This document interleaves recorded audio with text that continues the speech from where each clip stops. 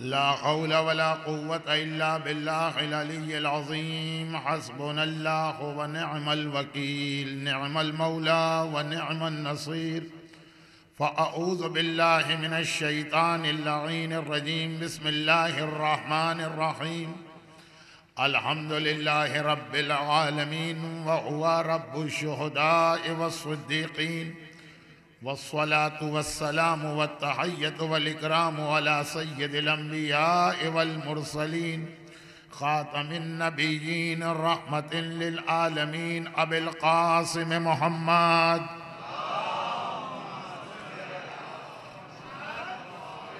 وآله وعطرته الطيبين الطاهرين المعصومين المظلومين المنتجبين الميامين، سيما على بقية الله في الأراضين وحجته على العالمين. اللهم عجل له الفرج، ولعنة الله على أعدائهم أجمعين. أما بعد، فقد قال الله الحكيم في كتابه الكريم. بسم الله الرحمن الرحيم. ومن يتق الله يجعل له مخرجا ويرزقه من حيث لا يحتسب، ومن يتوكل على الله فهو حسبه، إن الله بالغ أمره، قد جعل الله لكل شيء قدرا.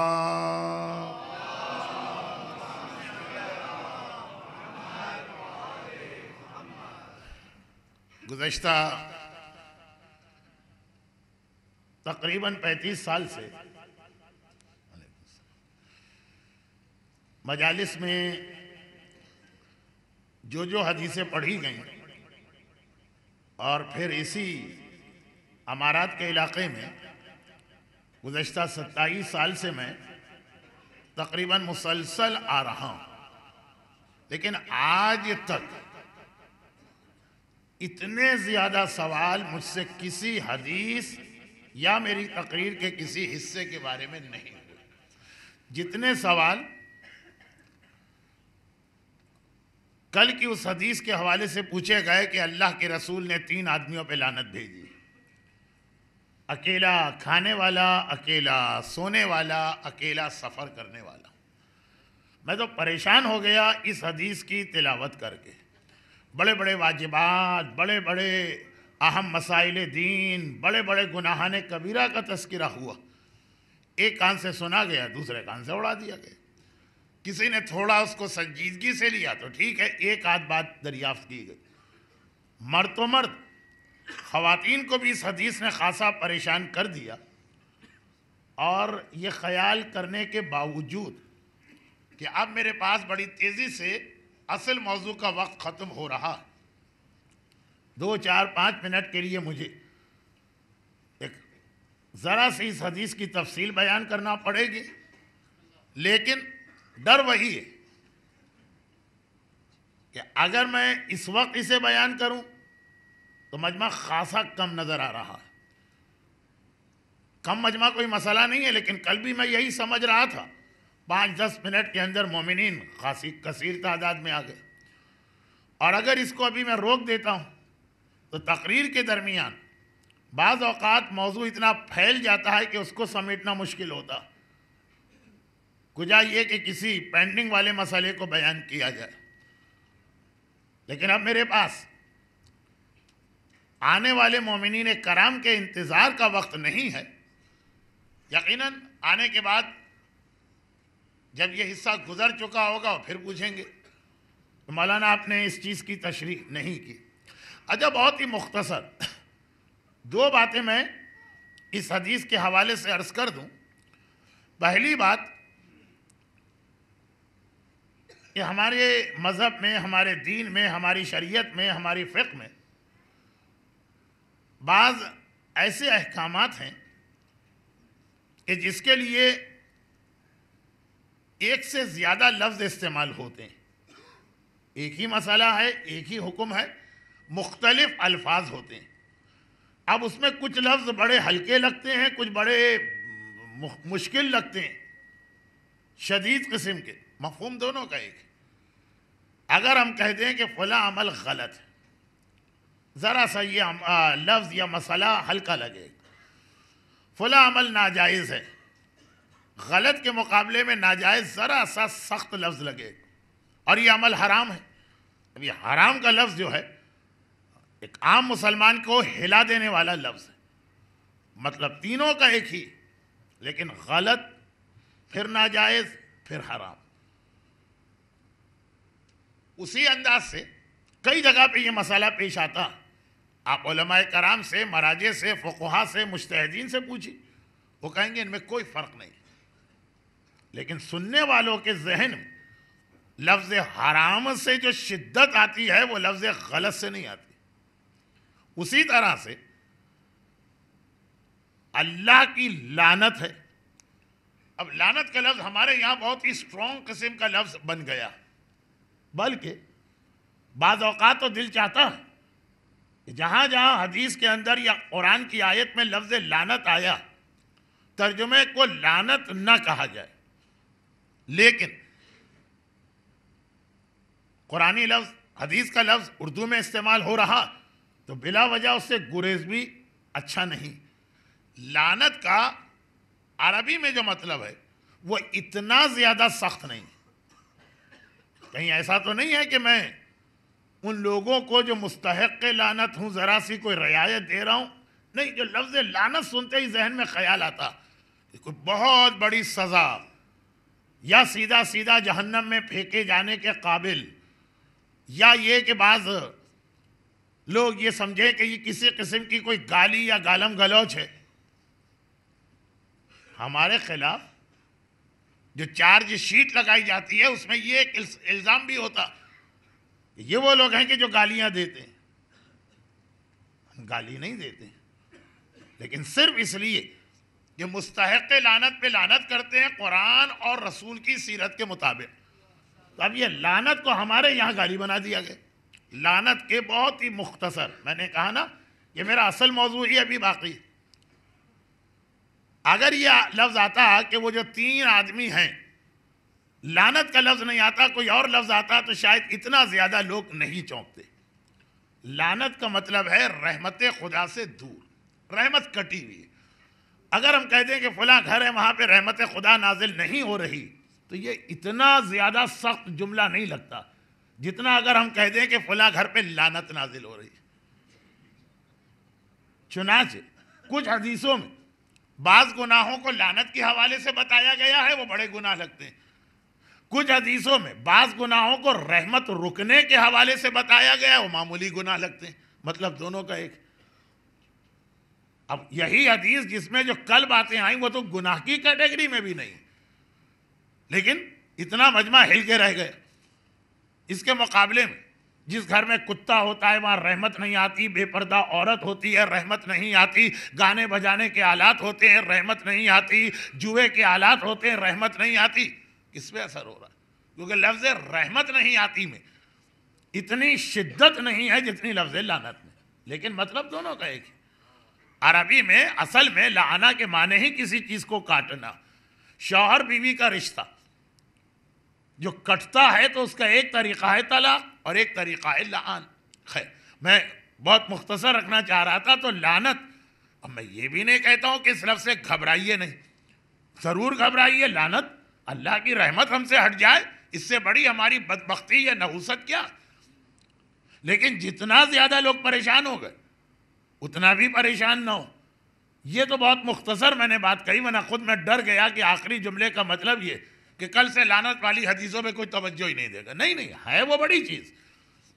اور دوسری اور آخری بات سمجھ کے پھر میں براہ راست غالباً دوسری بات سمجھانے کے بعد اس سوال کے جواب کی ضرورت بھی نہیں رہے گی، جو اگرچہ تحریری صورت میں تو میرے پاس ایک ہی مومنہ نے بھیجوایا، لیکن زبانی طور پہ اتنے سارے لوگوں نے پوچھا کہ میں اپنے آپ پہ لعنت کرنے لگا کہ ضرورت کیا تھی اس حدیث کو پڑھنے کی. تو خیر، اب وہ خلاصہ یہ کہ یہ تو بات ابھی آئے گی کہ یہ گناہ لعنت کی کیٹیگری میں جب آ رہا ہے تو گناہ ہے بھی کہ نہیں.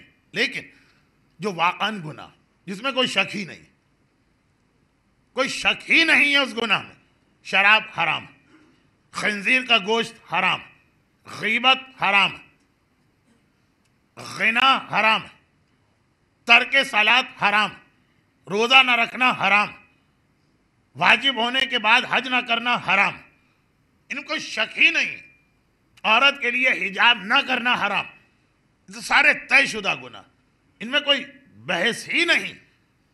حتیٰ جو لوگ ان گناہوں کو یہ سمجھ کے کرتے ہیں کہ اس کے بعد بھی ہم جنت میں جائیں گے، وہ بھی کہتے ہیں تو حرام، لیکن فلاں وجہ سے ہم کو پتا ہے کہ ہمیں اس کی سزا نہیں ملے گی۔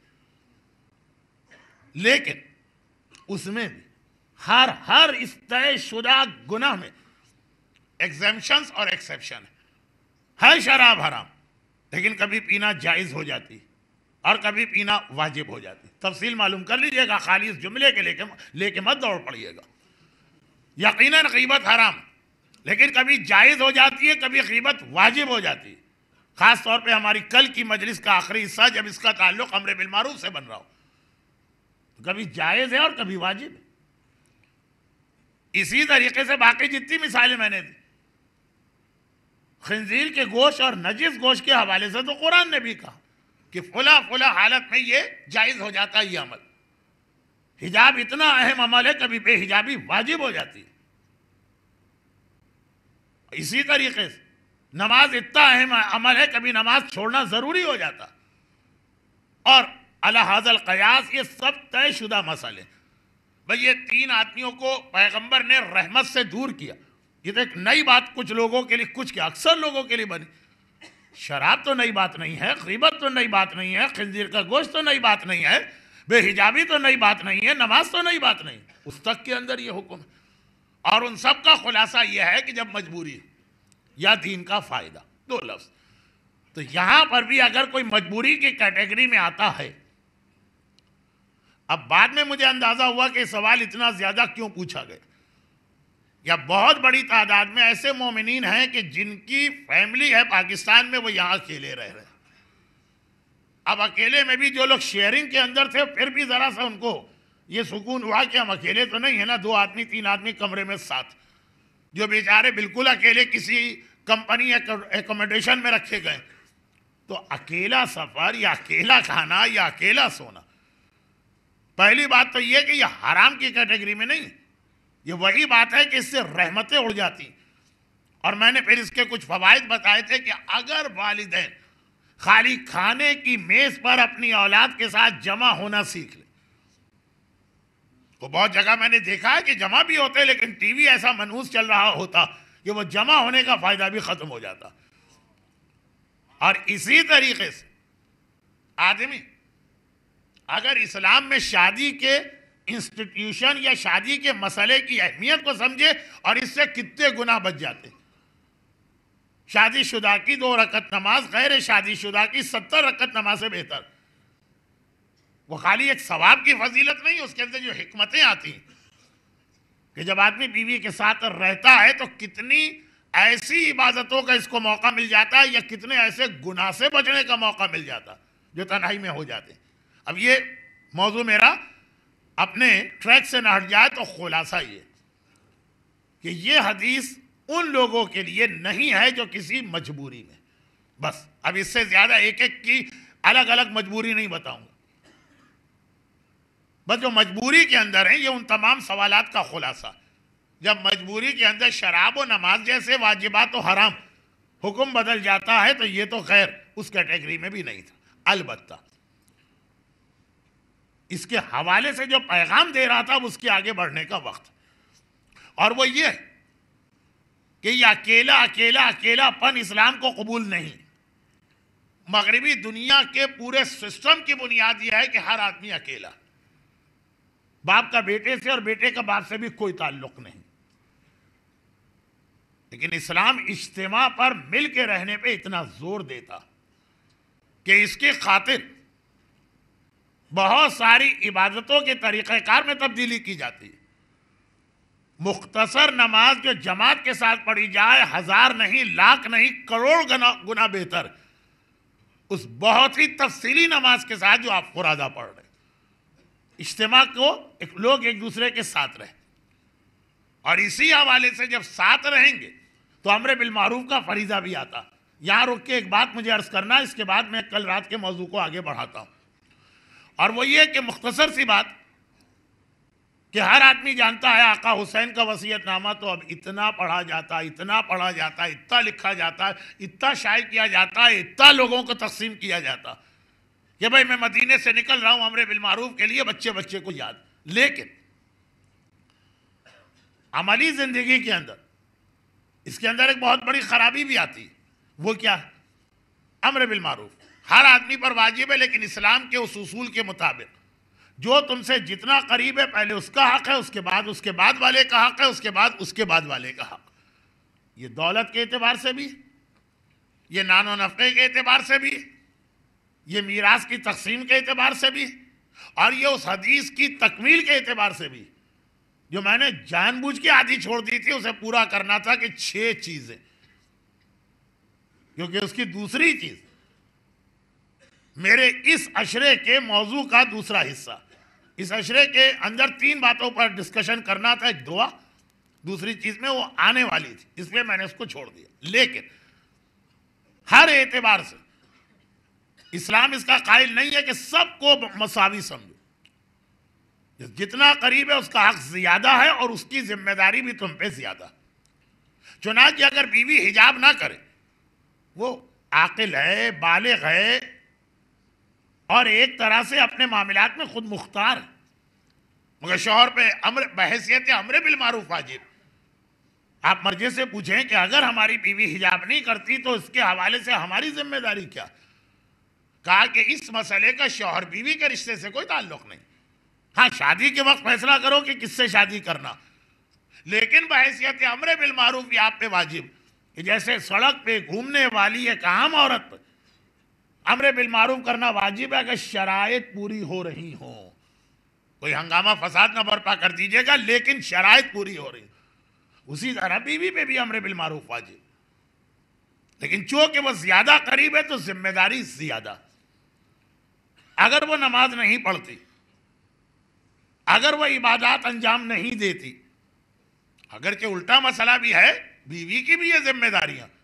شوہر اگر داڑھی نہیں رکھتا، شوہر اگر عبادات کو انجام نہیں دیتا، تو یہ سارے امر بالمعروف کے اندر آتے ہیں. مگر ایک منزل پہ جا کے ایک عجیب بات آتی، جہاں پہ اسلام کے اعتبار سے شوہر کو بیوی کو دھکیل کے وہ واجب کروانا، وہاں پہ نیک متقی اور پرہیزگار شوہر بھی جو باقی تمام واجبات کے لیے ہر وقت بیوی کے پیچھے پڑے رہتے، اس واجب میں الٹا عمل ہوتا، روکا جاتا. اور جہاں پہ ایک بیوی ذرا سی اگر دیدار ہو، وہ کڑھتی ہے، غمگین ہوتی ہے، پریشان ہوتی ہے کہ ہائے میرے شوہر نے داڑھی کیوں نہیں رکھی، ہائے میرے شوہر نے فجر کی نماز کیوں قضا کر دی، ارے میرا شوہر خمس کیوں نہیں دے رہا. مگر اس مسئلے کی اہمیت کو سمجھ کر باقی چیزوں میں وقتاً فوقتاً اپنے شوہر کو امر بالمعروف کرنے والی ایک مسئلے میں بالکل الٹا طریقہ اختیار کرتی اور روکتی. واجبات دین میں ایک چیز آتی ہے رشتہ داروں کا حق. کتنے ہی ایسے شوہر ملیں گے کہ خبردار باپ سے نہیں ملنا، بیوی سے کہا جا رہا، ماں سے نہیں ملنا، میکے نہیں جانا، بہن سے نہیں ملنا، بھائی سے نہیں ملنا. یہ گناہ کا حکم دیا جا رہا. جیسے اس سے کہا جائے کہ حجاب اتارو. یہ لفظ سننے میں جتنا سخت لگ رہا ایک مذہبی ماحول کے لیے، اتنا ہی سخت یا اس سے بھی زیادہ سخت یہ مسئلہ. پھر وہ جملہ میں کہہ رہا ہوں جس سے میں ڈرتا ہوں کہ اصل پیغام تک تو لوگ جائیں گے نہیں، جو اچھی بھلی معاشرے میں عبادتیں وہ بھی رک جائیں گے. کہ حجاب کی اہمیت کتنی ہی زیادہ کیوں نہ وہ صلہ رحم کے بعد آتی ہے، وہ حقوق والدین کے بعد آتی ہے حجاب کی اہمیت. کتنی ہی بیویاں ایسی کہ شوہر خمس نہ نکالے تو گھبرا کے آتی ہیں کہ مولانا ہم کیا کریں، کہہ کے تھک گئے، لیکن اپنے اسی شوہر کو اس کے والدین سے کاٹنا اپنا بڑا کارنامہ سمجھتی ہیں. جیسے آتا ہے نا کہ اورنگزیب عالمگیر کے کارنامے لکھیے، یہ 8ویں کلاس کے ایگزام میں ایک سوال آ گیا، ویسے وہ اپنا کارنامہ سمجھتی ہیں. یہ امر بالمعروف یہاں تو الٹا ہونا چاہیے. بیوی نے کہا کہ بھائی میرا دل نہیں لگتا میکے میں نہیں جاؤں گی، دھکیلے. جیسے وقت نماز بیوی کہے کہ نماز میں دل نہیں لگتا تو نماز کے لیے مجبور کرے. تمہیں جانا پڑے گا باپ کے پاس، ماں کے پاس، بہن کے پاس، بھائیوں کے پاس، بھتیجوں کے پاس، بھانجوں کے پاس. جانا پڑے گا سے میری مراد یہ ہے کہ ان کا حق ادا کرنا ہو.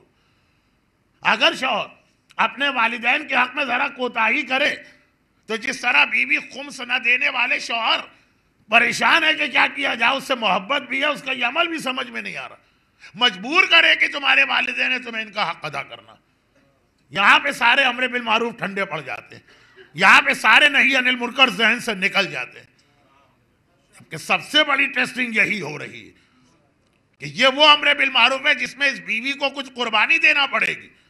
اگر شوہر والدین سے اتنے تعلق، اور خالی والدین نہیں، پورا سسرال، شوہر کی داڑھی میں بیوی کو زیادہ قربانی نہیں دینا، شوہر کی نماز میں بیوی کو قربانی نہیں دینا۔ امر بالمعروف خالی وہی نہیں ہے جس میں ہمیں نقصان نہ ہو، وہ بھی امر بالمعروف ہے کہ جس کی زد میں ہم خود بھی آ رہے ہیں، لیکن بات جب اللہ کی خوشنودی کی۔ اور اسی کو میں ایک اور حوالے سے سمجھا کے اپنے موضوع کو ذرا سا آگے بڑھاؤں، اور وہ یہ کہ بعض اوقات انسانوں میں ایک عجیب نیچر پایا جاتا، اور وہ یہ کہ سامنے کی، بالکل سامنے کی چیز ان کو نظر نہیں آتی، بہت دور کی چیز نظر آتی۔ ایک آدھ دفعہ میں نے کسی اور حوالے سے یہ جملہ کہا تھا، پھر میں نے مثال دی تھی کہ کچھ لوگوں کی قریب کی نظر کمزور ہے، کچھ کی دور کی نظر کمزور۔ مالک ابن نویرہ کا واقعہ میں اکثر پڑھتا رہتا ہوں اور پڑھتا رہوں گا۔ جتنا ان کا حق ہے اتنا ان کا ذکر نہیں کیا جاتا، جتنی ان کی قربانی ہے اتنا ہم ان کو یاد نہیں رکھتے، جتنا ان کا اسٹیٹس ہے اتنا ہمارے بچوں کو نہیں پتا کہ یہ کون آدمی۔ مالک ابن نویرہ جس دن پہلی بار رسول سے ملے، اور وہی آخری بار بھی تھا، ایک ہی بار زندگی میں خدمت رسول میں آئے، اور وہ ایک ایسے مسئلے کو پوچھنے آئے جو مسئلہ ہر مومن کو انفرادی اور اجتماعی دونوں حوالوں سے یاد کرنا۔ مسئلہ یہ پوچھنے آئے، ان کے قبیلے میں اسلام بہت بعد میں پہنچا، فتح مکہ کے بعد ان کا قبیلہ مسلمان ہوا جس میں یہ بھی شامل تھی، تو کوئی حرج نہیں ہے، جب اسلام پہنچا قبول کر لیا، نیک اور سعید روح تھی، پورا اسلام قبول کیا، لیکن ایک مسئلہ پوچھنے مدینے کی مسجد میں آ رہے ہیں جو بظاہر بڑا بدتمیزی کا مسئلہ، لیکن جو حق کی بات ہے، جو اسلام کی بات ہے، جو عقل کی بات ہے، اس میں کیا بدتمیزی اور کیا تمیز۔ انداز ان کا بہترین تھا لیکن خود مسئلہ۔ آئے مدینے کی مسجد، اب مدینے کی مسجد کا ہال کراس کر کے، مسجد میں عموماً قبلے کی دیوار ہوتی ہے اور انٹری سامنے سے ہوتی ہے، پورا ہال کراس کرنا ہوتا۔ یا رسول اللہ، میں نے اسلام قبول کر لیا، لیکن آپ کی عمر کو دیکھتے ہوئے سوال میرا یہ ہے کہ اگر آپ کا انتقال ہو گیا تو آپ کے بعد ہم کس طرف جائیں گے؟ کسی زندہ آدمی کے سامنے یہ بات کرنا کہ اگر آپ کا انتقال ہو گیا تو آپ کے بعد کیا ہوگا، یہ بڑی ہمارے یہاں پاکستان یا ہندوستان میں، خصوصاً ہماری یو پی کے علاقے میں، بڑی نحوست کی چیز سمجھی جاتی۔ مجھے یاد ہے کہ جب شہید دست غیب شیرازی کی کتاب برزخ چھپ کے آئی، بڑی بہترین کتاب، ہر ایک کا دل چاہے پڑھنے کا، جوان تو ٹوٹ پڑے اس کتاب پہ، اگلے دن روتے ہوئے آ گئے، مولانا یہ آپ نے کون سی کتاب دے دی؟ کیوں؟ اس کے ٹائٹل پہ قبروں کی تصویر، گھر میں کتاب لے گئے تو غضب ہو گیا، نانی دادی سب لکھنؤ والیاں پیچھے پڑ گئی، کیا نحوست اٹھا کے گھر میں لے آئے؟ اللہ اللہ، قبر کی تصویر گھر کے اندر آ رہی ہے، جہاں موت کا تذکرہ اتنا برا سمجھا جاتا تھا کہ اگر آدمی مرتا تھا تو اس کی میت کو بھی دروازے سے نہیں نکالتے، دیوار توڑ کے وہاں سے نکالتے، ملک الموت کو اپنے گھر کا دروازہ نہیں دکھانا، ایک بار اس نے دروازہ دیکھ لیا بار بار آئے گا، چنانچہ ایسے دروازے سے لے جاؤ کہ نیکسٹ ٹائم آئے تو دروازہ بن چکا ہو، دوبارہ دیوار وہ بھی چکرا کے رہ جائے، کل تو یہاں دروازہ تھا آج کہاں چلا گیا دروازہ۔ چونکہ میں خود لکھنؤ والا ہوں اسی لیے میں اتنے آرام سے یہ بات کر رہا ہوں، کتاب پھینکوا دی گئی، اتنی موت سے گھبراہٹ تھی، اور اس کے مقابلے میں کچھ لوگ موت کے لیے اتنا تیار ہوتے، وہ بھی ایک عجیب بات۔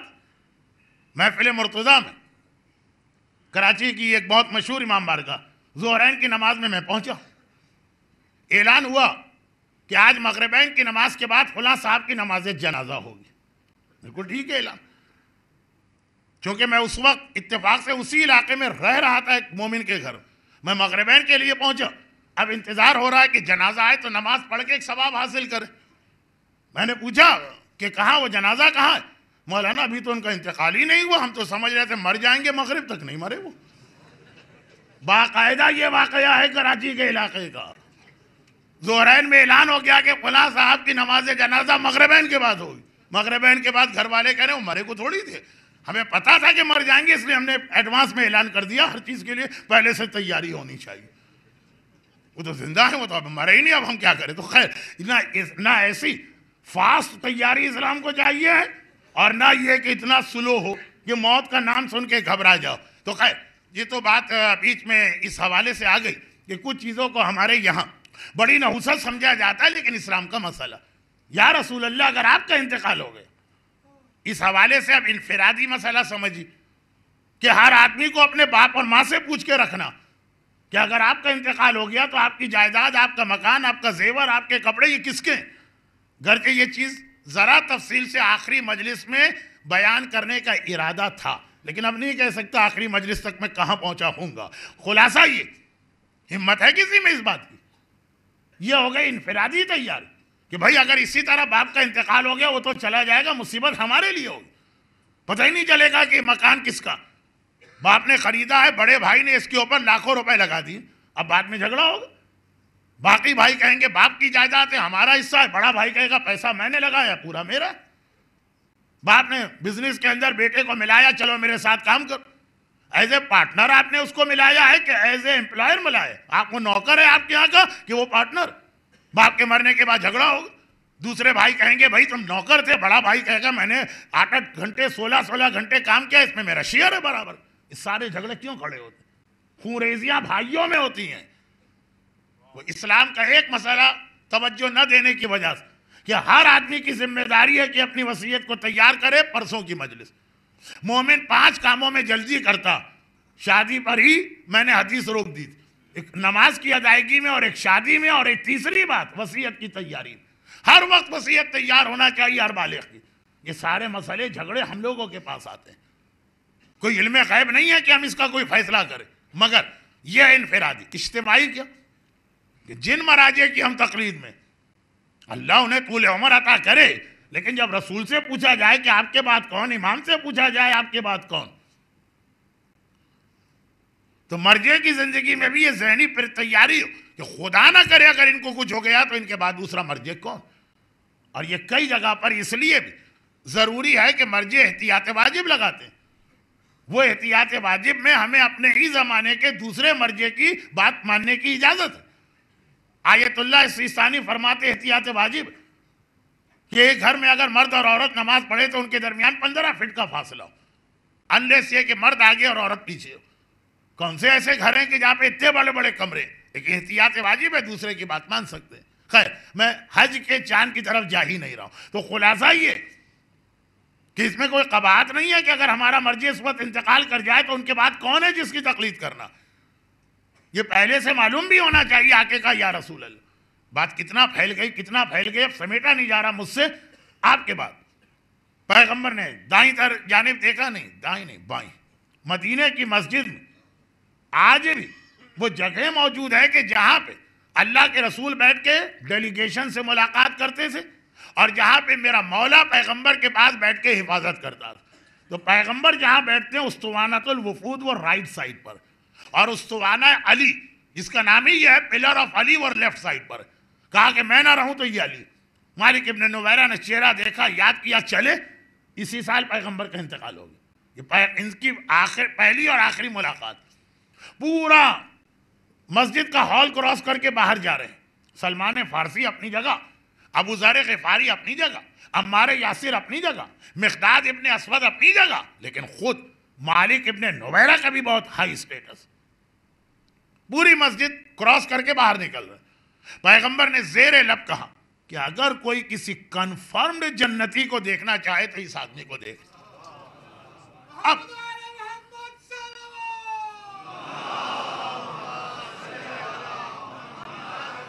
واقعہ میں 2 دفعہ اسی ممبر پہ پڑھ چکا ہوں، اس لیے تیزی سے آگے بڑھاتا ہوں. جیسے یہ جملہ کہا اس وقت تک مالک مسجد کے باہر پارکنگ لاٹ میں پہنچ چکے تھے اور اپنی گاڑی جو پارک کی تھی اس کو چلا رہے تھے، یعنی جو گھوڑا باندھا ہوا تھا اس کو کھول رہے. ہانپتے کانپتے بھاگتے ہوئے جاگنگ بھی نہیں، اس سے بھی تیزی سے دوڑتے ہوئے کوئی صاحب پہنچے. ایسے بھولے بھالے ہیں کہ لگ بھی رہا ہے کہ بہت دوڑنے کے بہت عادی، کئی جگہ پہلے بھی دوڑے ہوں گے. ایک بار اچھا دوڑتے ہوئے آگے پہنچے. پیغمبر کے قریب بیٹھنے والے کہا کہ اے مالک اے مالک اے مالک رک جاؤ ذرا. میرا ایک خاص مسئلہ ہے، مجھے دعا چاہیے، میرے حق میں دعا کرو۔ دعا ہمارا اصل عنوان چل رہا، اس کے اندر کی 2-3 باتیں ابھی آج کی مجلس میں آئیں گی، اور شاید اب موضوع ذرا کھل جائے، جب آخری تاریخیں تو پتہ چلے کہ آخر اصل میں موضوع تھا کیا۔ پیغمبر سے ملاقات کر کے مالک باہر نکلے، اے مالک رک جاؤ، میرے لیے دعا کرو۔ مالک نے کہا کہ کیا مسئلہ ہے؟ کوئی بہت ہی ارجنٹ قسم کی دعا ہے، اچانک پیٹ میں درد ہوا، اچانک سر میں درد ہوا، اچانک دماغ میں درد ہوا، کیا مسئلہ ہے کہ بھاگے بھاگے آ رہے ہو؟ کہا کہ نہیں، مسئلہ پرانا، تو پہلے کیوں نہ پوچھا جب میں مسجد سے باہر نکل رہا تھا، خاصا وقت تھا۔ کہا اس وقت ہمیں کیا پتا تھا تمہارا اسٹیٹس کیا، تو اب کیسے پتا چل گئے؟ کہا وہ رسول اللہ نے کہا کہ یقینی جنتی جا رہا، جیسے ہی مجھے پتا چلا کہ یقینی جنتی جا رہا، میں فوراً بھاگ کے آیا کہ ایسے آدمی سے دعا کرانا۔ مالک خوش ہونا چاہیے نا، ایک آدمی مجھ سے دعا کروا رہا، بے اختیار سر پیٹ لیا۔ یا مدینے کا پرابلم اب پتا چلا۔ کہا کیا بات ہے مالک، سر کیوں پیٹ رہے ہو؟ کہا کہ مجھ سے دعا کے لیے اتنا بھاگ رہے ہو کہ سانس پھولا ہوا، بولا نہیں جا رہا کیا دعا؟ تو آخر اس لیے کہ رسول نے میرے بارے میں کہا میں جنتی، جس کا ایک جملہ کہنے سے میرا رتبہ اتنا بلند ہو گیا، خود اس رسول کا رتبہ کتنا بلند ہو؟ وہ تمہارے سامنے ان سے اپنے لیے دعا کرواؤ نا، انہیں چھوڑ کے دوڑ کے میرے پاس آ رہے، سامنے والے کو چھوڑ کے ادھر جا رہے۔ یہ ہمارا اور آپ کا بھی کہیں کہیں مسئلہ بنتا ہے۔ البتہ عقیدے میں ہم کبھی ایسی حماقت نہیں کریں گے، عمل میں ہو جاتی ہے۔ اور وہ سنیے، 2 دن پہلے بڑی تیز بارش ہوئی، مجلس سے لوگ نکلے تو گھر پہنچتے پہنچتے شاید بھیگ گئے۔ قبولیت دعا کے اہم ترین موقعوں میں سے ایک ہے کہ جب بارش ہو رہی، یہ رحمت خدا ہے، آسمان سے رحمت کے دروازے کھولے گئے۔ چند مقامات جہاں امام نے کہا کہ جیسے ہی وہ جگہ پہنچو فوراً دعا کرو، اس وقت اللہ کی رحمت اتنی جوش پر ہوتی ہے کہ ہر ایک کی دعا قبول۔ کتنے لوگوں نے اس وقت دیکھ کے یہ کہا ہوگا مولانا یہ دعائیں پڑھ رہے ہیں کہ رزق کا یہ مسئلہ اور صحت کا یہ مسئلہ، ارے یہ تو بہترین موقع آ گیا قبولیت دعا کا۔ بارش دیکھی ہوگی، گھبرا کے گئے ہوں گے، کچھ نے مزے لیے ہوں گے، کچھ نے تکلیف محسوس کی ہوگی، گھر گئے ہوں گے، کپڑے بدلے ہوں گے، سو گئے۔ رحمت خدا جوش میں آئی، قبولیت دعا کے سارے دروازے کھل گئے۔ اللہ اس وقت انتظار کر رہا ہے کہ کس کی دعا ہے اور ہم قبول کر۔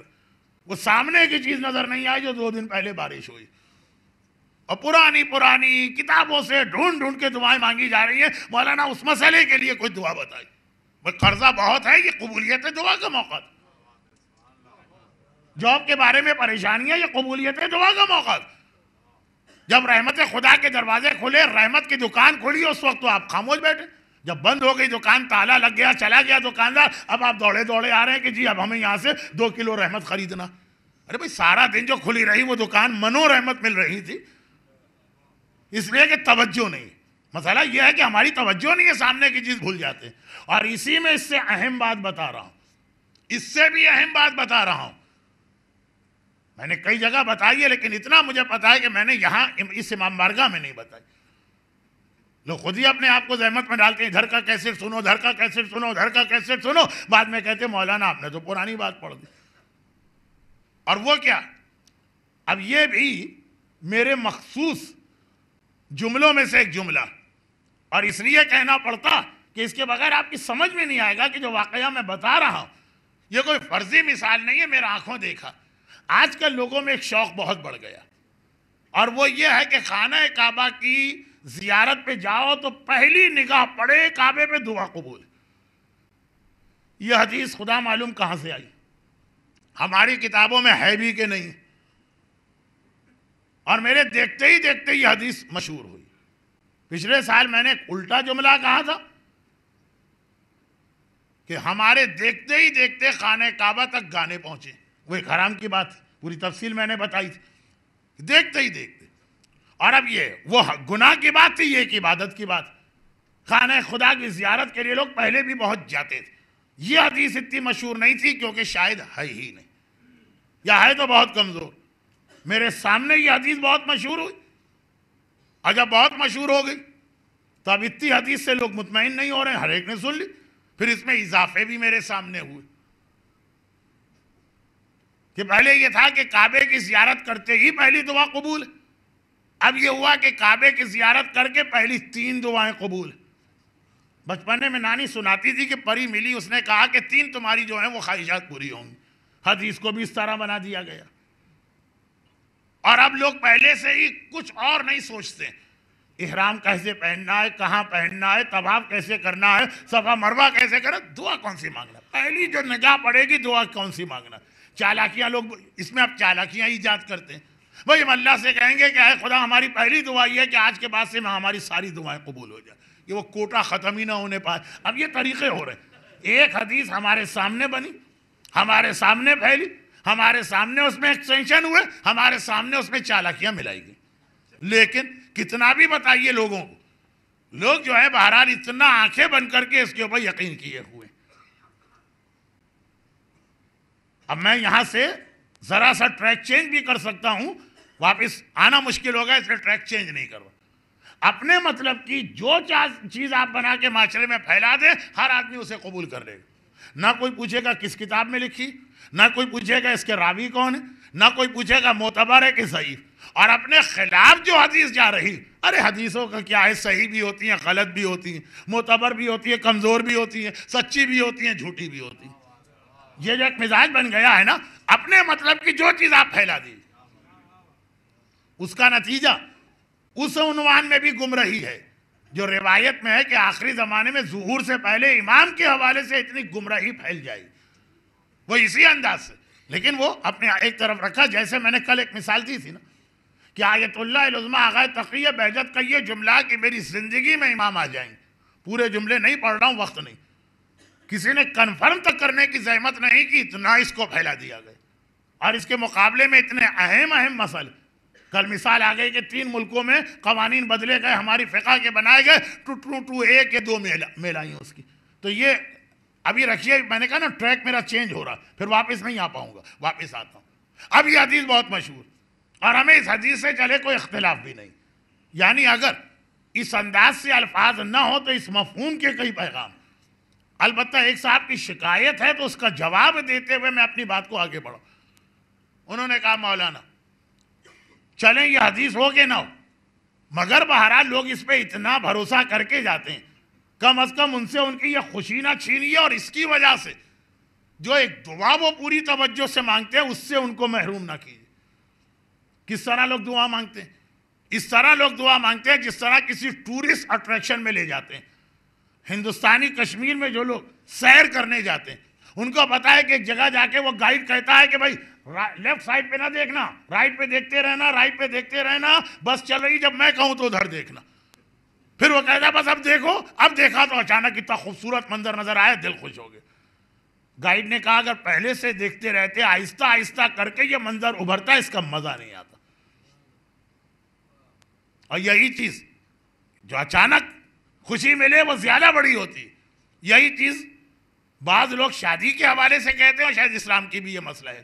جس لڑکی کو پہلے ہی سینکڑوں مرتبہ دیکھ لیا، پورے بازار نے دیکھ لیا، پوری مارکیٹ نے دیکھ لیا، پورے شہر نے دیکھ لیا، پورے کالج نے دیکھ لیا، شوہر سہاگ رات کو اس کا گھونگھٹ اٹھا کے دیکھے تو کیا دیکھے؟ اور جو اچانک خوشی ہوتی ہے وہ رشتے زیادہ پائیدار و مضبوط ہوتے ہیں۔ ادھر ادھر میں چلا جاتا ہوں، لیکن اب کوشش کر رہا ہوں کہ ایک آدھ جملے سے زیادہ ادھر ادھر نہ جاؤں۔ اب قافلے جاتے ہیں، باقاعدہ منتظم اعلان کرتا ہے کہ دیکھو حرم کا گیٹ آ گیا، یہاں چپلیں اتار کے تھیلی میں جمع کرو، پھر آنکھیں بند کر لو۔ بند تو نہیں کرو ورنہ آدمی دھڑام سے پٹخنی کھا کے گرے گا، کیونکہ فرش بہت زیادہ سلپری بھی ہے اور اس میں کئی جگہ اسٹیپس۔ آنکھیں نیچی کر کے چلو، اور خبردار نگاہیں اوپر نہ ہونے پائیں۔ یہ خبردار کا جملہ اس عورت سے نہیں کہا جاتا ہے جو احرام میں بھی بال کھول کے آ رہی، اس سے نہیں کہا جاتا ہے کہ خبردار اس حالت میں نہیں آ سکتی، قافلے میں واپس جاؤ تمہارا عمرہ غلط ہو رہا۔ خبردار کہا جاتا ہے خبردار کعبے پہ نگاہ نہ پڑنے پائے۔ جب ہم کہیں وہاں رک کے ایک مرتبہ کعبے کو دیکھنا۔ باقاعدہ یہ سارے اس انداز کے تماشے بھی ہوتے ہیں۔ لوگ کہتے ہیں مولانا آپ نے اس کو تماشا کیوں کہا؟ چلے مان لیا کہ یہ حدیث شاید معتبر نہ ہو، لیکن بہرحال اس سے ایک اچھا ہی کام ہو رہا ہے۔ میں کہہ رہا ہوں اس کے 2 بڑے نقصان ہیں، اس لیے میں اس انداز سے کہتا ہوں 2 بڑے نقصان۔ پہلا نقصان یہ کہ اب ہمارے پاس جو حدیث ہے پہلے وہ سمجھ لیں تو سمجھ میں آئے گا۔ ہمارے پاس حدیث یہ کہ کعبے کی پہلی نگاہ پہ دعا قبول نہیں، جتنی بار کعبے کو دیکھو گے جو دعا مانگو گے وہ دعا قبول۔ یہ پہلی بار کیا ہوتا ہے؟ پانچویں بار بھی دیکھو گے تو دعا فوراً قبول ہے، 25ویں بار بھی دیکھو گے دعا فوراً قبول ہے، 150ویں مرتبہ دیکھو گے تب بھی دعا قبول ہے۔ اب سارا زور لگا دیا آپ نے پہلی نگاہ میں، اس کے بعد دعا ہی نہیں مانگ رہے، یعنی اس انداز سے نہیں مانگ رہے جیسے پہلی دعا، کیونکہ ذہن میں یہ کہ اصل دعا تو وہ پہلی ہوتی ہے، بعد والی تو وہ عام سی دعائیں۔ لوگ محروم ہوتے ہیں اس دعاؤں کی قبولیت سے، اس لیے خاص طور پہ بتانا پڑتا ہے کہ اپنی حدیث سمجھیے کہ اگر مکے کے قیام میں آپ 500 مرتبہ کعبے کو دیکھیں گے تو 500 دعائیں آپ کی قبول ہوں گی، اور اتنی ہی طاقت سے قبول ہوں گی جتنی طاقت سے پہلی نگاہ کی دعا قبول۔ اور دوسرا نقصان کیا ہوتا، اب یہاں پہ میں ایک جملہ اور کہہ دیتا ہوں، بہت زیادہ موضوع سے ہٹ جاتا ہوں، لیکن یہ چیزیں موضوع سے ہٹ کے نہیں ہے تو اصل تو دعا ہی ہمارا عنوان چل رہا۔ دوسرا بھی جملہ کہتا ہوں کہ وہاں مکے میں جا کر دو قبولیت دعا کے اہم موقع ہیں، دونوں کو لوگ مس کرتے ہیں۔ کعبے کی حد تک تو چلے، پہلی دعا لوگ اب یہی سوچتے ہیں کہ پہلی دعا مانگے کیا، کافی تیاری کر کے لوگ جاتے ہیں یہ دعا مانگنا، دعا میں مصنوعی پن آ جاتا ہے، مگر چلے ایک مانگ تو لیتے ہیں نا، جبکہ ہمارے حساب سے 500 مرتبہ مانگنی چاہیے دعائیں۔ دوسرا یہ زمزم کا پانی پیتے وقت جو دعا مانگو گے دعا فوراً قبول۔ زمزم کا پانی آدمی کم سے کم وہاں پہ قیام کے درمیان 100 200 500 1000 مرتبہ تو پیتا۔ زمزم خود ہی دلیل اس بات کی ہے کہ کس طرح اللہ نے ایک ماں کی دعا قبول کی۔ زمزم تو چیز ہی وہ ہے جو دعا کے نتیجے میں دنیا کو ملی ہے، اور پیغمبر کی یہ دو حدیث ہیں کہ کوئی بیماری ایسی نہیں ہے جس کا علاج میں نے زمزم میں نہ دیکھا ہو، اور کوئی حاجت ایسی نہیں ہے کہ زمزم پیتے وقت آدمی نے وہ حاجت اللہ کے سامنے پیش کی ہو اور وہ قبول نہ ہوئی۔ آپ دیکھیں کتنے لوگ زمزم کا گلاس ہاتھ میں لے کے پہلے دعا مانگتے ہیں، دعا پڑھ تو پھر بھی کچھ لوگ لیتے ہیں جو کتاب میں آئی، وہ بہت ہی جرنل دعا، اس میں آپ کے قرضے کی ادائیگی کا کوئی ذکر نہیں، اس کے اندر صرف اتنا ہے کہ اللہم اجعلہ علما نافعا ورزقا واسعا وشفاء من کل داء۔ آپ کے اولاد نہیں ہے، اس کے اندر کوئی اس میں لفظ نہیں ہے کہ اولاد مل۔ آپ کے دوسرے مسائل اگر لسٹ بتاؤں گا تو فائدہ کچھ نہیں ہے، وہ ہر وقت جب بھی آپ گلاس بھریں اور پانی پیے تو یہ دعا آپ کو مانگنا، قبولیت دعا۔ بارش ہو رہی ہے، ہم دنیا بھر کی باتیں کر رہے ہیں، اس وقت دعا یاد نہیں آ رہی۔ خانہ خدا کو 500 مرتبہ دیکھ رہے ہیں، اس وقت کوئی دعا ذہن میں نہیں آ رہی۔ زمزم چلتے پھرتے ادھر ادھر گئے، گلاس یہاں سے پیا، گلاس وہاں سے اٹھایا، ایک گلاس وہاں سے اٹھایا، پانی پیا، کوئی دعا ذہن میں نہیں، خود ہی چانس مس کر رہے ہیں۔ بعد میں کہتے ہیں مولانا ہماری دعائیں قبول نہیں ہو رہی۔ جب اللہ بیٹھا ہوا ہے دعا قبول کرنے کے لیے، قبولیت دعا کی اس نے دکان کھولی ہے، دروازہ کھولا ہے، اس وقت تو آپ جا نہیں رہے اس کے پاس، بعد میں جب ٹائم نکل گیا تو اب آپ پچھتا رہے ہیں۔ دعا کے حوالے سے یہ لفظ اتنا اچھا تو نہیں ہے کہ ٹائم نکل گیا، لیکن مسئلہ یہ کہ اللہ نے شب جمعہ، شب قدر، شب برات، خانہ کعبہ کی زیارت، زمزم، بارش، یہ بنائے موقع دعا کے لیے، جو میں ہر سال اس لیے کہتا ہوں، اس سال کہہ چکا ہوں کہ اسی طرح نوروز کا بھی وقت تحویل ہے جو 1.5 مہینے کے بعد آنے والا ہے، 2 مہینے بعد، یاد رکھیے گا اسے۔ لیکن اس کا ایک پہلا نقصان تو یہ، جو لوگوں کا سوال میں دوہرا دوں، آپ تو بھول بھی گئے ہوں گے کہ مولانا کہاں سے چلے تھے کہاں پہنچ گئے، کہ بھائی لوگ کہتے ہیں مولانا حدیث صحیح ہو کہ نہ ہو، اس سے ایک فائدہ تو ہے نا کہ لوگ کتنے احترام سے جا کے پہلی دعا مانگتے ہیں، تو کیوں آپ اس مسئلے کو اٹھا کے بلا وجہ لوگوں کا مزہ کرکرا کرتے ہیں؟ تو میرا جواب ہے کہ 2 وجوہات سے۔ پہلا یہ کہ آخر جس جگہ وہ 500 دعائیں قبول کروا سکتا اور خالی ایک دعا قبول کروا کے آ رہا ہے، تو کیا میری ذمہ داری نہیں ہے کہ اس کو بتاؤں کہ خالی ایک دعا کا مسئلہ نہیں ہے، تمہاری 500 دعائیں یہاں پہ قبول ہوں گی۔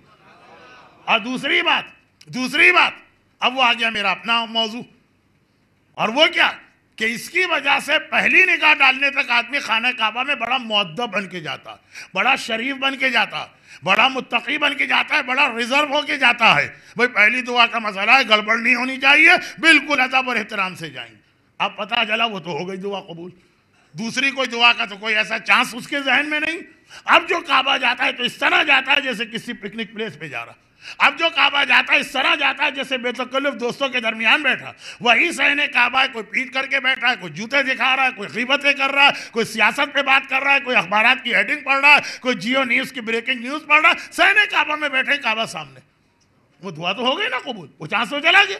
اب دعا کا تو مسئلہ رہا نہیں، اب احترام کعبہ ہی ذہن سے نکل گیا۔ آپ باتیں سنا کریں صحن کعبہ میں لوگوں کی، دل بھی نہیں چاہتا سننے کا لیکن بہرے نہیں. آنکھ کا تو مسئلہ ہے کہ پردہ ڈال دی، آنکھ بند ہو گئی، دیکھا ہی نہیں کون کیا کر رہا ہے، کان کا کیا کر. لیکن احترام کعبہ ختم اس لیے ہوتا ہے پہلے دن کے بعد. ایسے لوگ ٹہلتے ہوئے چلے جاتے ہیں جیسے کسی سپر مارکیٹ میں جا رہے ہیں، جیسے کسی ڈپارٹمنٹل اسٹور میں جا رہے ہیں، جیسے کہیں گھومنے پھرنے جا رہے ہیں. اگر ذہن میں ہو کہ نہیں جتنی بار کعبہ دیکھو گے دعا مانگنا، تو آدمی اسی طرح سے ریزرو ہو کے بیٹھے گا جو دعا کے وقت بیٹھتا ہے. یہ احترام کعبہ واپس لانا. اس وقت ساس اور بہو کا جھگڑا اٹھانے کی ضرورت نہیں ہے صحن کعبہ میں محترم خاتون. اور اس وقت کوئی ضرورت نہیں ہے اپنے بزنس پارٹنر کے خلاف شکایت کا پٹارہ کھولنے کی ہے محترم کاروباری. اس کے لیے بہت وقت ہے. اپنے گھر میں جائیے، سفر میں جائیے، وطن میں جائیے، اپنے ہوٹل میں جائیے. صحن کعبہ کیا ایسی فضول باتوں کے لیے؟ اور وہ اسی لیے کہ یہ والا جو تصور ہے نا، وہ سب سارا احترام، ساری کوشش، ساری محنت پہلے دن تک ہوتی ہے. اور میں نے چون اتنے سارے قافلوں والوں کی خدمت کی ہے تو دل جلتا کہ ان کو نہیں معلوم یہ اپنا کیا نقصان کر رہے ہیں. لیکن یہ تو ایک ضمنی بات آ گئی دعا کے حوالے سے. اب وہی بات جو مالک ابن نویرہ کے جملے کو آگے بڑھانا، سامنے کی چیز آدمی بھولائے ہوئے. کعبہ جانے کے لیے بہت سے لوگ تڑپ رہے ہیں. کیوں جا رہے ہو کعبہ؟ کسی نے کہا زیارت کرنا ہے، کسی نے کہا کہ حج کرنا ہے، کسی نے کہا عمرہ کرنا. لیکن یہ تقریباً سب نے کہا کہ بھائی وہاں دعا قبول ہوتی. کیا پیغمبر کی ایک حدیث تمہیں یاد نہیں ہے؟ پیغمبر فرماتے ہیں کعبے پہ نگاہ ڈالتے ہی جو دعا مانگو قبول، اور ماں کے چہرے پہ نگاہ ڈالتے ہی جو دعا کرو گے وہ دعا بھی قبول. تمہارا کعبہ تو تمہارے گھر میں بیٹھا ہوا، وہی ثواب اور فائدہ جو کعبے کی دعا کا ہے وہی تمہاری ماں کی دعا کا.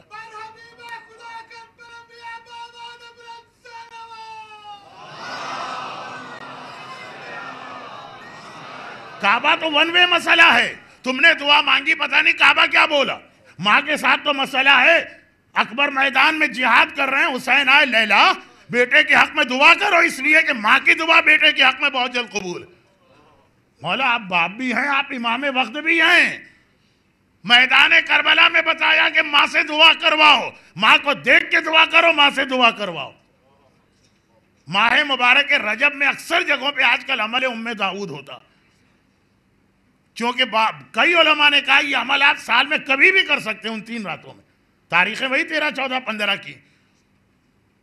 عمل ام داؤد کی تاریخ ہی یہ ہے کہ داؤد سے امام کو بڑی محبت ہے، بہت قریبی رشتہ ہے ان کا امام سے. قید ہو گئے ہیں، خود امام معصوم موجود ہیں. امام سے زیادہ کائنات میں کس کی دعا قبول؟ ام داؤد کو بلایا، داؤد کی ماں کو، کہا کہ بیٹے کے حق میں ماں کی دعا سے زیادہ تیز، تیر بہدف، سریع الاجابہ، قبولیت کی کوئی اور دعا نہیں ہے. تم اپنے بیٹے کے لیے اس طرح دعا مانگو. یہ تو خیر بہت اسٹرانگ دعائیں تھیں. ظالم کے ہاتھ میں بیٹا ہے، مر جانے کے آثار. تو اتنا لمبا امام نے عمل بتایا کہ بہت سے لوگ اس عمل کو دیکھ کے تھک جاتے ہیں. مگر اصول کا جو جملہ آ رہا ہے ام داؤد سے ام لیلا تک، بارشیں ہوئیں، تم نے موقع ضائع کر دی. خانہ کعبہ کی 500 مرتبہ زیارت کی، ایک بار دعا کر کے 499 مرتبہ ضائع کر دیا. تمہارے سامنے ماں بیٹھی ہے جو تمہارے لیے وہی اسٹیٹس رکھتی ہے جو کعبے کا اسٹیٹس ہے. اسے دیکھ کر کو دعا مانگو، تمہاری دعا قبول. اس سے ریکویسٹ کر کے اپنے لیے دعا منگوا تو دعا قبول. توجہ ہی نہیں. دعا تو آدمی کیا مانگے؟ ٹیشو پیپر کی طرح سے ماں باپ کو استعمال کر کے پھینک دینے کی فکر. بہت سے لوگ تو کہتے ہیں مولانا یہاں رہنے کا ایک فائدہ یہی کہ والدین سے محفوظ ہے، ساس بہو، نند بھاوج، وہ سارے پرابلم سے محفوظ. اتنا گھبراتا ہے بعض اوقات آدمی عورتوں کے ان جھگڑوں سے. کہتے ہیں یہاں کی زندگی کا ایک بڑا ایڈوانٹیج یہ بھی، یہ ایڈوانٹیج ہے کہ ڈس ایڈوانٹیج ہے. کتنی بڑی نعمت سے تم محروم ہو رہے، سامنے کی چیز نظر نہیں آتی. لیکن یہ سارے پیغام کا مطلب کیا ہوا کہ اسلام جو ایک دوسرے کے اتنا ساتھ رہنے کی بات کرتا، اجتماع، اکیلے مت سو، اکیلے مت رہو، والدین کی اہمیت جانو، رشتہ داروں. اور دعا کی طاقت خالی الفاظ دعا پہ ڈیپینڈ نہیں ہے. کس موقع پہ دعا مانگی، کہاں پہ دعا مانگی، کس سے اپنی دعا پہ آمین کہلوائی، یہ ساری چیزیں دعا کے اندر آتی ہیں. بس اب یہاں سے میں اپنے اصل موضوع پہ آتا ہوں. ان برادر مومن سے معذرت کے ساتھ، جنہوں نے کہا کہ مولانا میرے اتنے ناممکن کام اس واقعے کی وجہ سے ہوئے جو آپ نے زیارت عاشورہ کے لیے بتایا، آج ضرور پڑھیے گا۔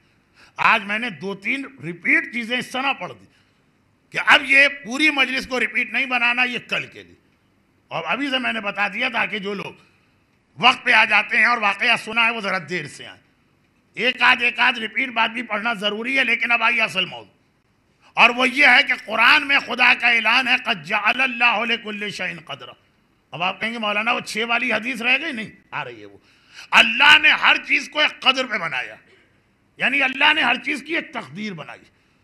اب تو سائنس بھی اس بات کو کہتی ہے کہ آدمی کے جینز میں پوری اس کی زندگی لکھی ہوئی، جینز کی ڈی کوڈنگ آدھی ہو گئی، آدھی باقی، آدھی کیا 1 لاکھ جین انسان میں صرف 5,000 کی ڈی کوڈنگ ہوئی ہے کہ اس کا کیا کام، 95,000 باقی۔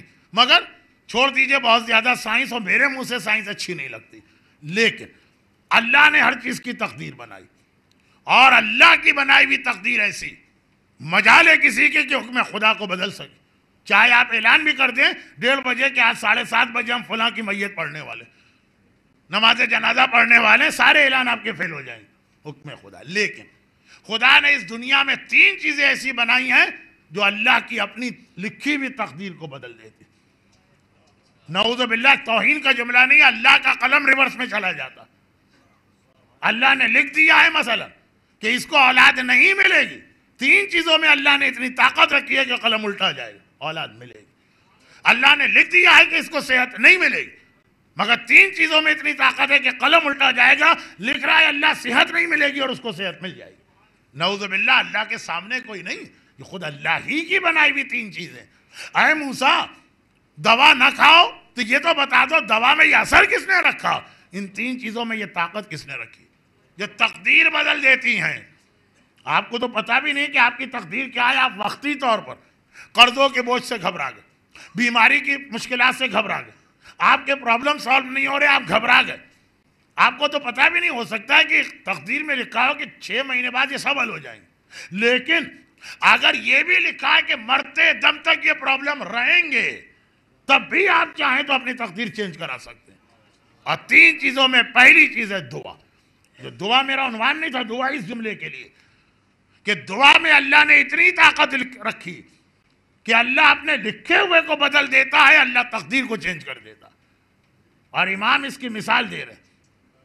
2 چیزیں بڑی سخت ہیں، ایک موت جسے کوئی نہیں ٹال سکتا مگر موت بھی ٹل سکتی، اور ایک عذاب خدا، خدا کسی پہ عذاب نازل کر رہا، ہاں کس میں اتنی ہمت و مجال ہے کہ اللہ کے بھیجے ہوئے عذاب کو روک دے۔ دعا میں یہ طاقت، امام مثال دے رہے ہیں، امام مثال دے رہے ہیں۔ جس نبی نے اپنی قوم سے کہا عذاب آئے گا، آیا کہ نہیں آیا عذاب؟ قوم یونس پہ کیوں نہیں آیا؟ وہاں بھی عذاب کی خبر دینے والا نبی ہی ہے، کوئی عام آدمی نہیں ہے، اسی اسٹیٹس کا نبی ہے جس اسٹیٹس کے دوسرے انبیاء۔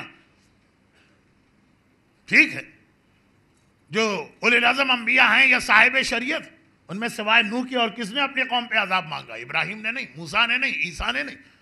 جتنے باقی انبیاء ہیں، شعیب ہیں، قوم صالح کا مسئلہ حضرت صالح ہیں، قوم لوط کا مسئلہ حضرت لوط، اسی اسٹیٹس کے یونس۔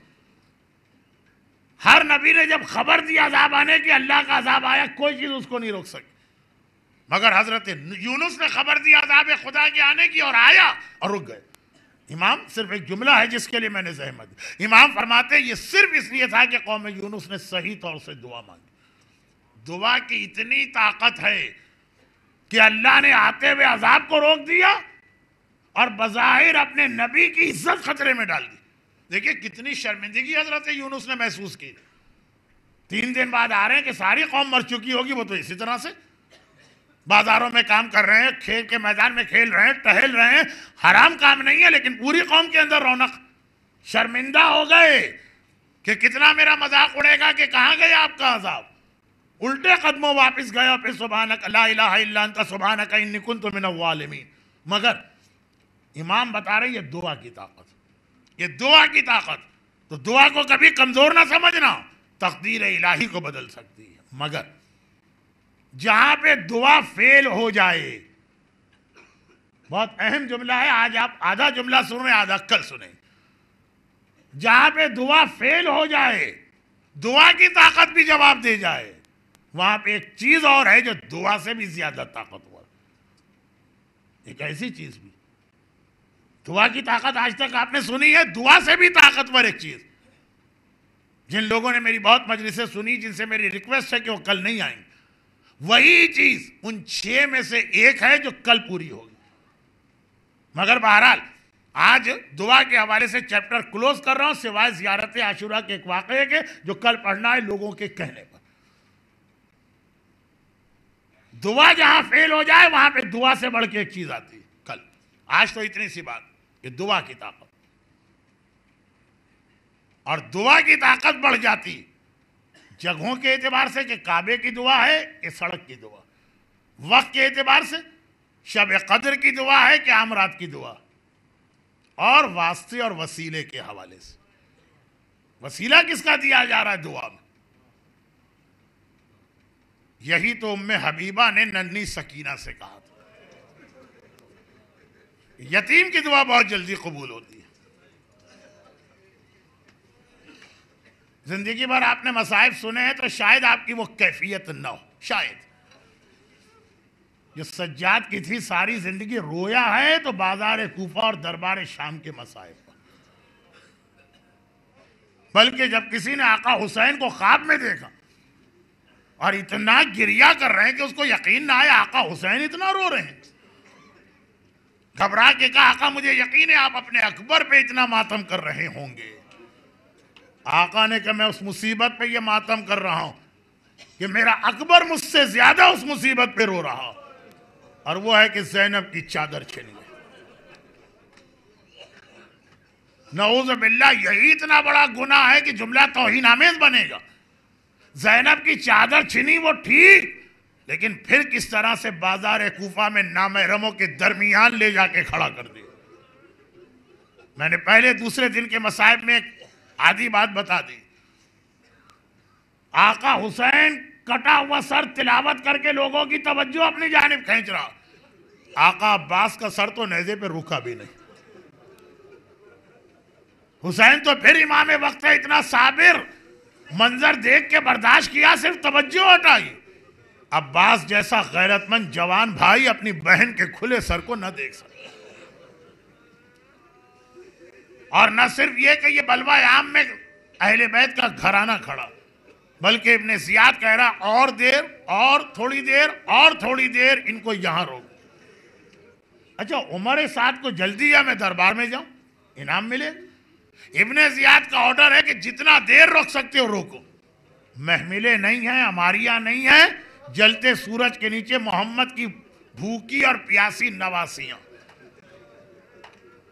اور ایک بلوہ عام اور ایک تماشا.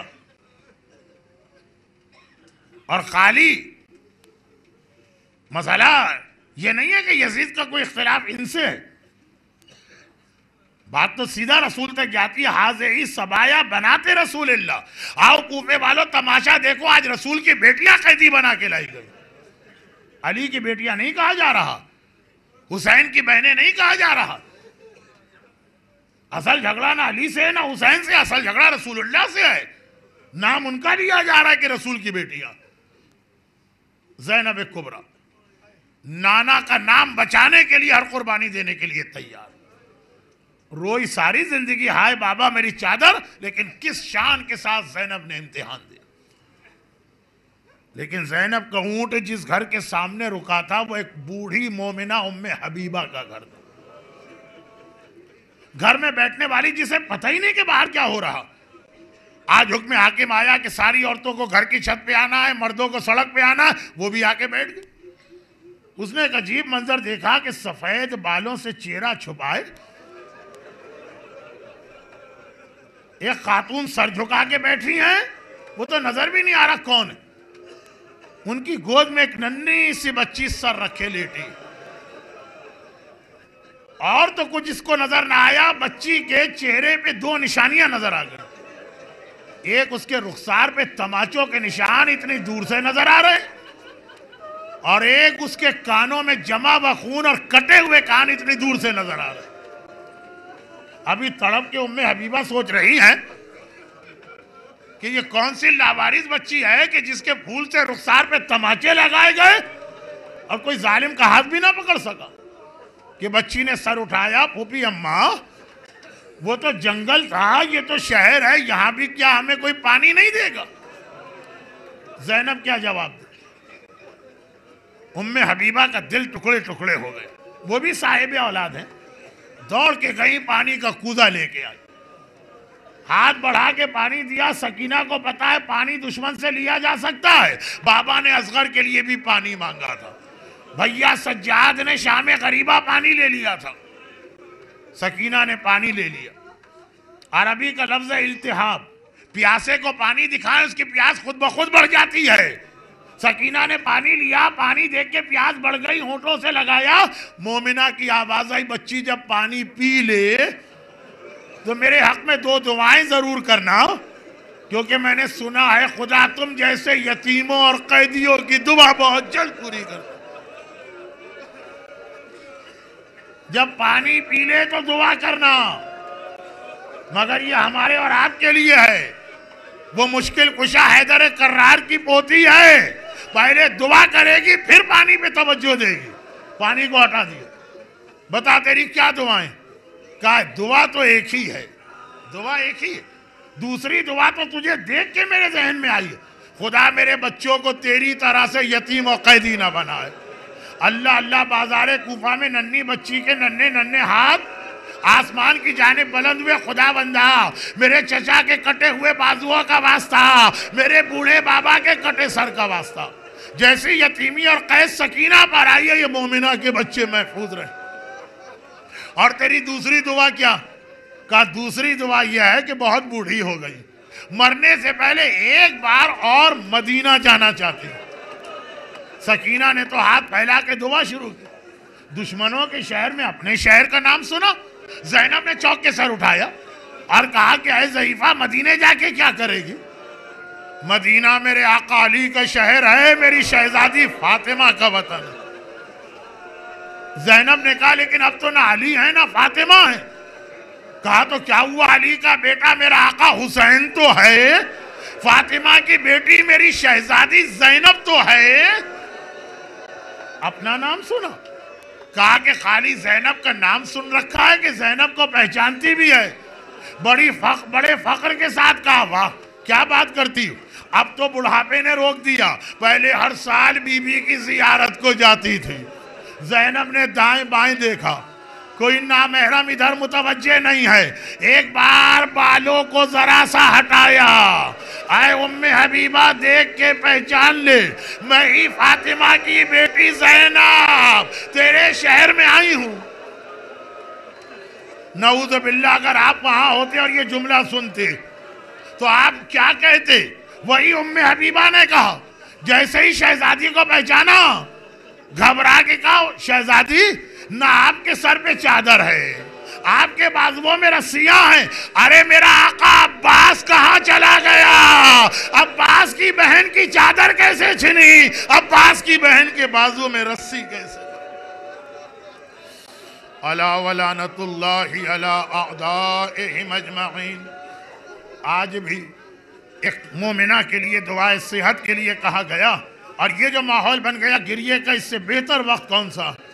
ہندوستان میں کسی مومنہ کا آپریشن ہوا, خصوصی التماس آئی ہے انتظامیہ کے ذریعے, 5 بار آیہ کریمہ بسم اللہ الرحمن الرحیم امن یجیب المضطر اذا دعاہ ویکشف السوء امن یجیب المضطر اذا دعاہ ویکشف السوء امن یجیب المضطر اذا دعاہ ویکشف السوء امن یجیب المضطر اذا دعاہ ویکشف السوء امن یجیب المضطر اذا دعاہ ویکشف السوء. اے قاضی حاجات, اے کافی مہمات, تجھے میدان کربلا کے ان تمام شہیدوں کا, بازار کوفہ کے ان تمام اسیروں کا, اور قرآن کریم کی اس آیت کا واسطہ, جن مومنہ کے لیے التماس دعا کے لیے کہا گیا ہے, انہیں شفاء کاملہ اور صحت عاجلہ عطا فرما۔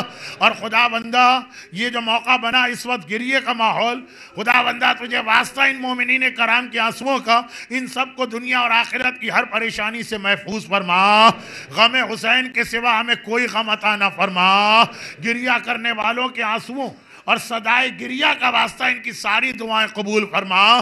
خصوصاً ہمارے تمام بیماروں کو شفاء کاملہ عطا فرما۔ جو بے روزگار ہیں انہیں برسر روزگار فرما۔ جو برسر روزگار ہیں ان کے روزگار اور کاروباروں میں برکت عطا فرما۔ خدا بندہ ہمارے خاص طور پہ حاضرین مجلس مومنین اور مومنات کے خاندان کے تمام مرحومین کی مغفرت فرما۔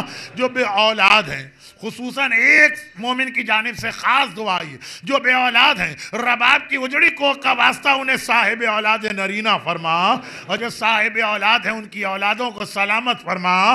لیکن اگر تیرے دین کو ضرورت پڑے تو ہماری ماں اور باپ کو لیلا اور حسین کی طرح سے اپنے جوان کو اسلام پہ قربان کر دینے کا جذبہ عطا فرما۔